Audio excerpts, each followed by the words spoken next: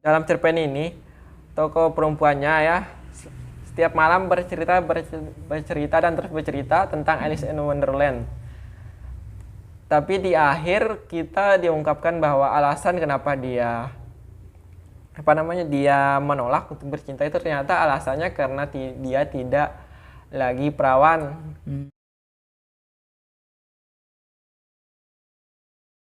Nah, Aldi, ya itu kamu sudah menjelaskan buku ini secara umum bercerita tentang apa saja gitu ya.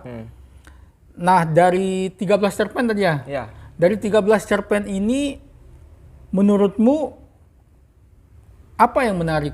Atau sebelum ke situ dari buku ini secara keseluruhan gitu, apa yang menarik dia? Yang menarik bisa dibilang ya kisah-kisahnya mudah diikuti ya.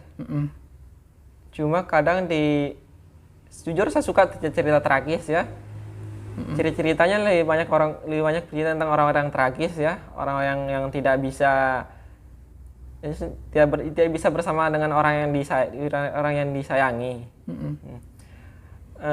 Juga dia agak unik kayak ini. Dia bisa dibilang kebanyakan cerpennya ini di buku ini banyak komedi-komedi gelap yang terselip ya. Kita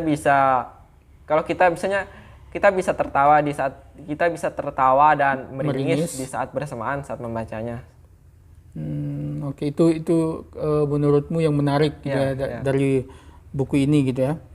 Nah, kalau dari 13 cerpen di dalam ini bagian mana? Cerpen mana dan bagian apa saja sih yang paling kamu suka gitu? Oh ya, ini bagian dongeng sebelum bercinta ini. Alasannya kenapa? Awalnya saya menebak kenapa si perempuan ini menolak untuk bercinta dengan suaminya ya. Mereka baru menikah ceritanya ini ya. Mereka baru menikah. Saya menebak kenapa dia menolak berhubungan badan tepatnya. Ya, berhubungan badan. Tapi menolaknya ini caranya unik. Dia menolaknya ini dengan mengisahkan cerita Alice in Wonderland. Jadi dia begini perjanjian dengan suaminya. Saya akan bercerita sebuah cerita. Nah, sebelum cerita itu selesai, kita tidak akan bercinta. Jadi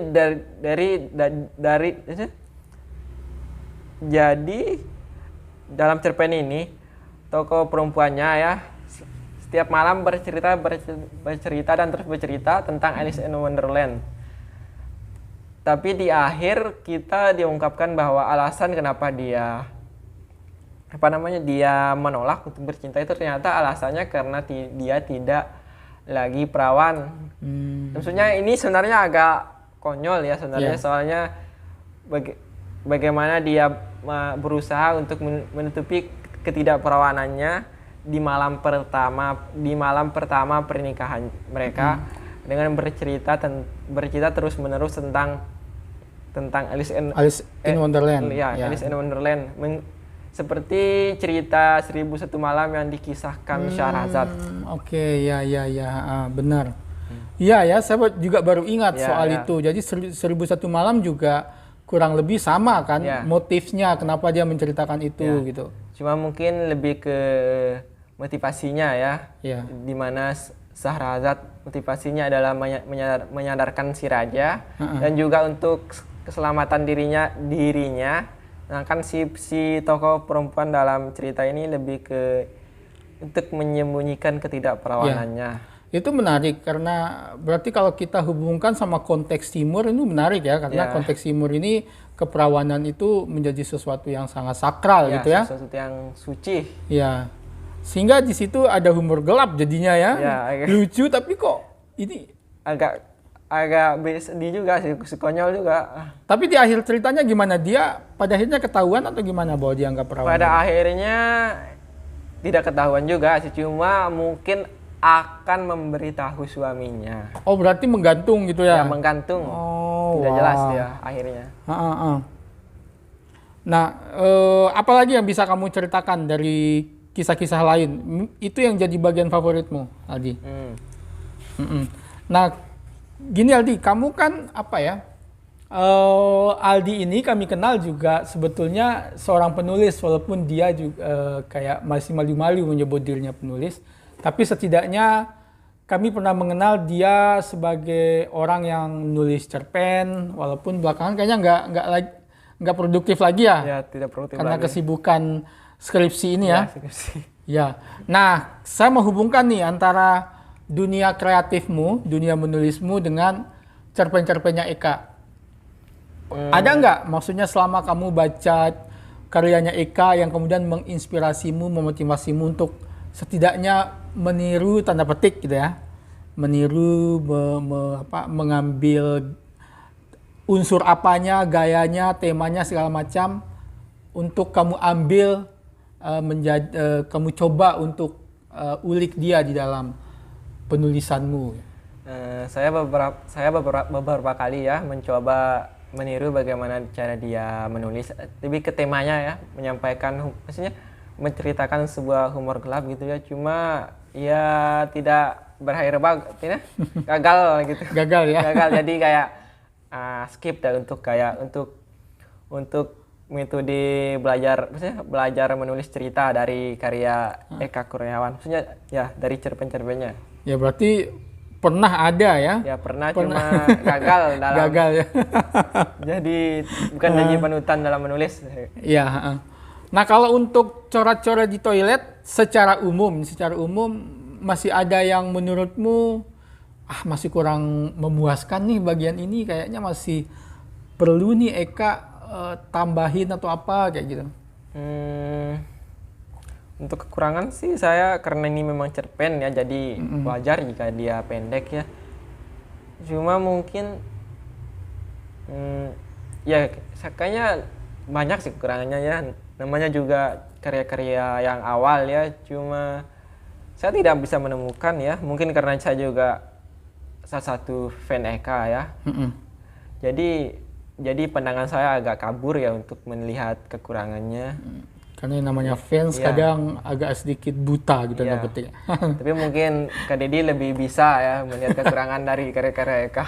Ya, tapi menurutku perlulah kita mencoba mengetahui untuk pembaca-pembaca generasi sekarang seperti dirimu gitu, gimana sih melihat Eka.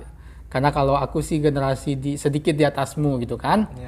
Oke, berarti itulah pendapatmu tentang coret-coret di toilet ini ya.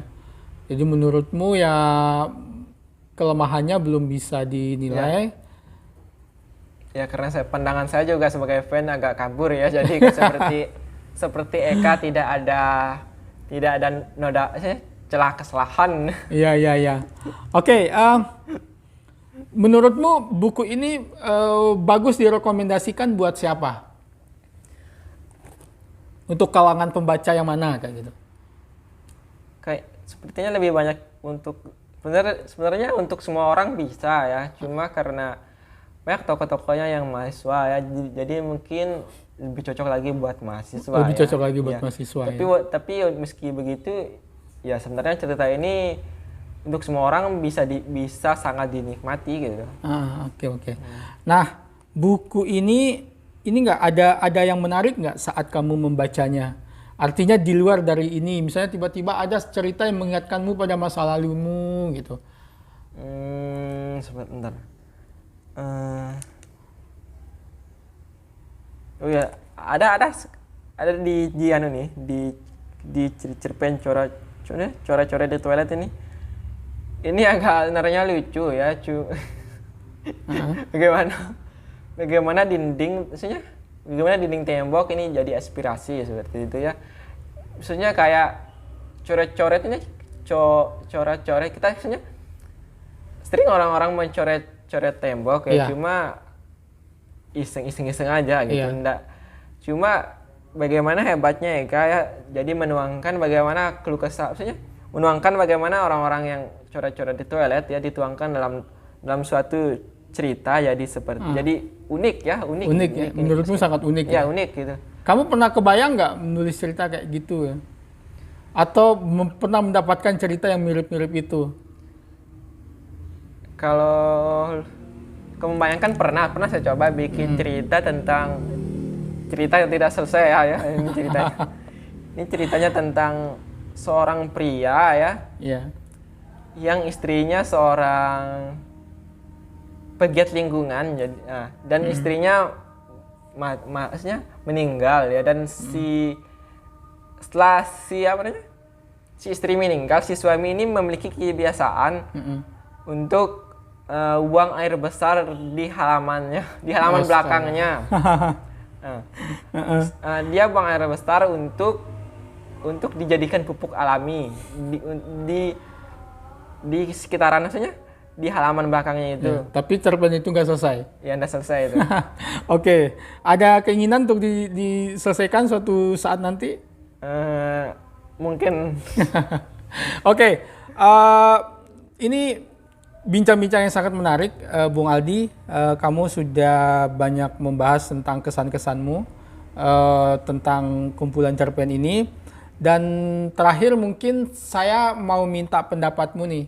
Kamu seperti yang saya sebutkan di awal, Aldi ini salah satu pengunjung setia teman baca, bahkan buku-bukunya Eka juga sebagian besar dipinjam di sini. Dan tadi kami sudah bilang bahwa kami menodong dia untuk mau bikin podcast bareng kami.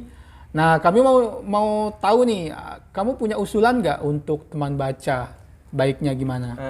Kalau usulan sih mungkin bisa sosialisasi ya di sekitaran kampus ya. Soalnya maksud saya lebih menarik kalangan mahasiswa untuk mengunjungi teman baca, untuk membaca buku-buku yang ada di perpustakaan teman baca ini ya. Karena bisa dibilang pengunjungnya ya itu aja ya. Pengunjung itu aja ya. Mungkin bisa sosialisasi. Perlu ghost to kampus gitu ya. Ghost to kampus gitu. Oke. Bisa mengajak mahasiswa yang lain buat datang ke sini, apalagi yang mahasiswa baru ya. Iya. Oke. Jadi itu yang sepertinya perlu dilakukan oleh teman baca gitu ya. Oke, Bung Aldi, saya pikir pertanyaan saya juga sudah habis. Tadi kamu sudah mengulik